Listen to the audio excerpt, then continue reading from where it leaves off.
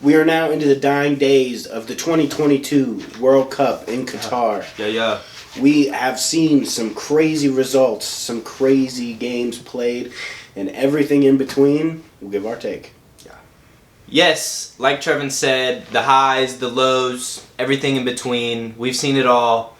We've experienced it, some highs, some lows with the U.S. We're going to always talk about them, even though they're out now, just because we're finding out new information every day. He's mad at him, he's mad at him, he said, she said, whatever. Greg needs to be fired. That's pretty much the bottom line. But we move on to the semifinals, and those who are in, we're going to keep talking about especially. We have Argentina versus Croatia.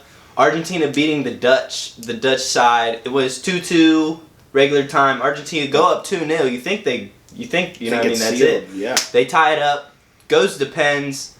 Argentina wins on pens. Messi hits the, you know what I'm saying, on Van Gaal. I mean, the amount of shit talking that was going on between these two teams over the last, week or so leading up to the game was crazy because you see Argentina absolutely taking the piss out of the Netherlands at full time after they win, but you also have to take into account the Dutch were giving it right back to them. So some people have been upset that Messi and Argentina did what they did, and you all know what they did. They ran across, screaming in their faces. But it's all fair in love and war, motherfuckers. Yeah. And this is war. It's the World Cup. Croatia beating Brazil. That game, I was saddened. Shock and awe. I wanted Brazil to win it all, truthfully, because I love Brazil. I love the way they play, and I love the spirit, and I love just the togetherness of the team now. When I was younger, it was just watching them, and now as I grow older, I find more and more reasons as to why I should love them even more. But they lose to Croatia, a Croatia team. Impressive. The goalie yet again. Man. The goalie yet again. 2 games in a row that go to penalties for Croatia. I mean, they just don't lose on penalties. I mean, we've seen it going back all the way to the World Cup in 2018. When they have penalties, their goalie steps up. No, even if it's a different goalie than what it was 4 years ago, they step up. Croatia was able to get the win over a really, really talented Brazil squad, but I think we'll see that Brazil squad back in the quarterfinals minimum in 4 years' time, just because of how good they are.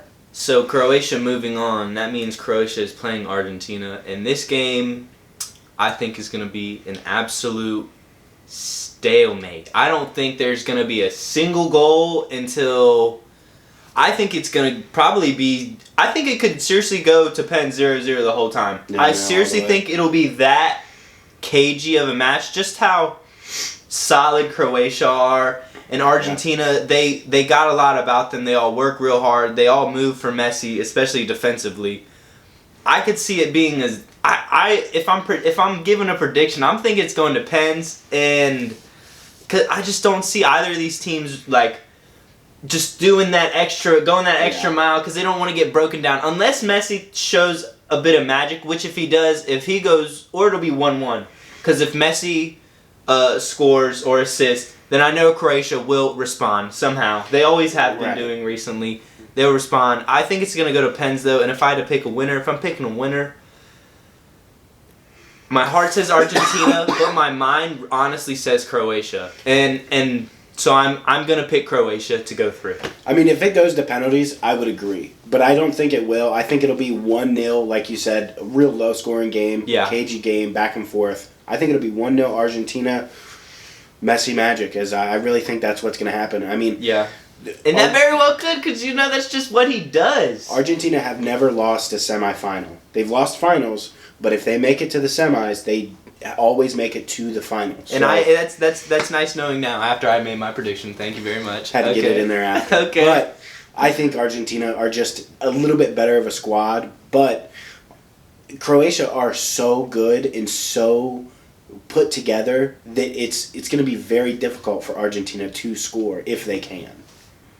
Jumping over to the other side of the bracket, my favorite result of the week, we saw France beat England 2-1, and honestly, France didn't get out of third gear. It was a very underwhelming performance from France, and we've seen all the coverage already. We know England played better. England played better than what the result was, at least. And France grinded out. Giroud putting the ball in the back of the net. I mean, what more can you say? England are out now. But I mean, we're not upset about that. We're not upset about that at all because we didn't want to hear him talk about it for another 50 years. The only silver lining for England doing well is obviously Foden and Grealish, and then not Jaden Sancho. I'm sorry, Rashford.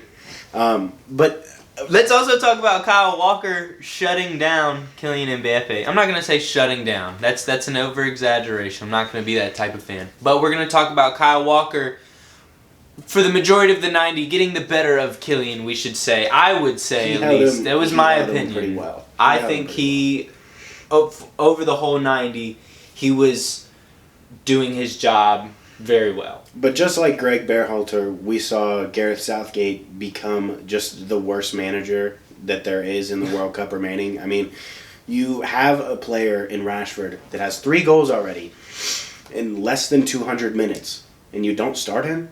I mean, just... Oh, the rage. The rage. The amount of idiocracy that... Is that a word? Yeah, that the English fans and media let Gareth Southgate get away with is fucking insane. I mean, you know one of those players has had such a great tournament already, and you choose not to play him. It's beyond me. I mean, I'm just glad Rashford's going to get back in time for that FA Cup match versus Burnley.